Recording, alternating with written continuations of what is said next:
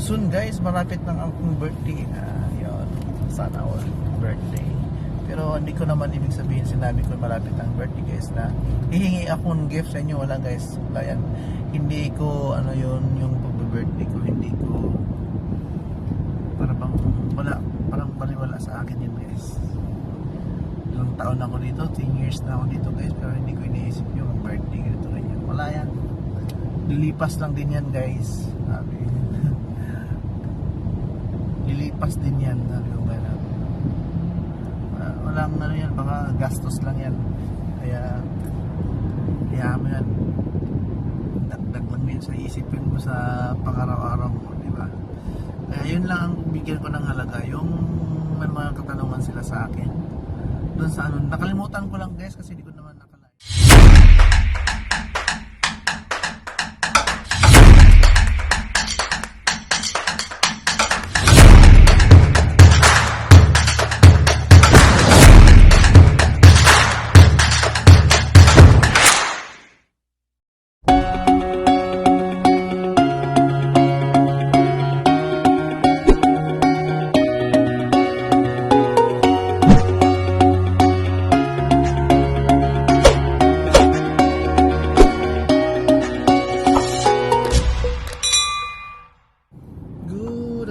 Good afternoon guys, good afternoon. Friday naman ulit guys. Ngayon, isang buwan na nakalipas ay bago yung before na ngayon ulit. Isasama ko sa aking paglalakbay. Ngayon ay meron tayong imimit para doon sa ating interview. Sana all may interview. Kaya guys, samahan niyo ako. Bago tayo makarating sa ating pupuntahan, kaya babatiin or kukumustahin ko muna kaya sa atin isa-isa pala yun. Kumusta na po kayo? Friday po ang tanghali dito, September 13. Actually guys, today is Friday the 13th. Kasabihan nila na pangit daw kasi Friday the 13th, pero tingnan natin guys, sa pag-iingat lang naman natin yun guys, paano natin i-handle natin yung paglalakbay natin. Kaya samahan niyo ako at sana po ay nasa mabuting kalagayan po kayo lahat. Okay guys, update ko po kayo after.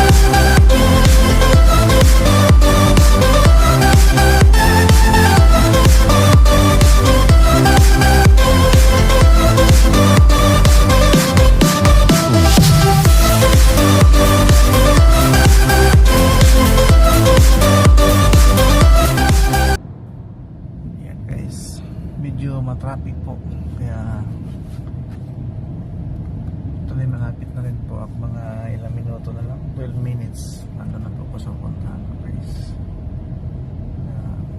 Video na lang guys, abangan lang po natin. Sana po ay makuha ko ng video para ma-update ko lang po kayo kung saan ako makakarating. Ayan. Ayan. Habang ano guys, nakalimutan ko yung ano pala, dapat pala ino-open ko na dito yung ano, merong mga comments dun sa aking mga videos na nakalimutan ko kung ano yung ano, kailangan kong anuhin muna, sarain ko muna bago ko muna tatalakayin yung ano, or sasagutin ko yung mga question nila doon sa aking mga videos. Merong mga ilan doon na kailangan kong sagutin since na request nila na parating na daw yung ano ko. Soon guys, malapit ng akong birthday. Yun, sana all birthday. Pero hindi ko naman ibig sabihin, sinabi ko malapit ng birthday guys na hihingi ako ng gift sa inyo. Wala guys, wala yan. Hindi ko ano yun, yung birthday ko, hindi ko parang baliwala sa akin yun guys. Ilang taon ako dito, 10 years na ako dito guys, pero hindi ko iniisip yung birthday ganito ganyan. Wala yan, lilipas lang din yan guys, sabi. Lilipas din yan, sabi ko gano'n. Walang ano yan, baka gastos lang yan, kaya mo yan, dagdag lang yan sa isipin mo sa pang-araw-araw mo, di ba? Kaya yun lang ang bigyan ko ng halaga, yung may mga katanungan sila sa akin doon sa ano, nakalimutan ko lang guys kasi di ko naman nakalain na magkaroon ako ng mag-ano ko ng videos kaya sa akin ano, paglabas kasi plano ko masa ng ano kaso lang wala naman akong gawa ng haba-haba ditong biyahe ko, di napag-isipan ko na gagawa ng video. Kaya yan, yung isang ano, cellphone ko guys ginamit ko sa pag ano ng location, kaya hindi ko siya makalkal kung ano yung makalkal kung ano yung mga katanungan doon.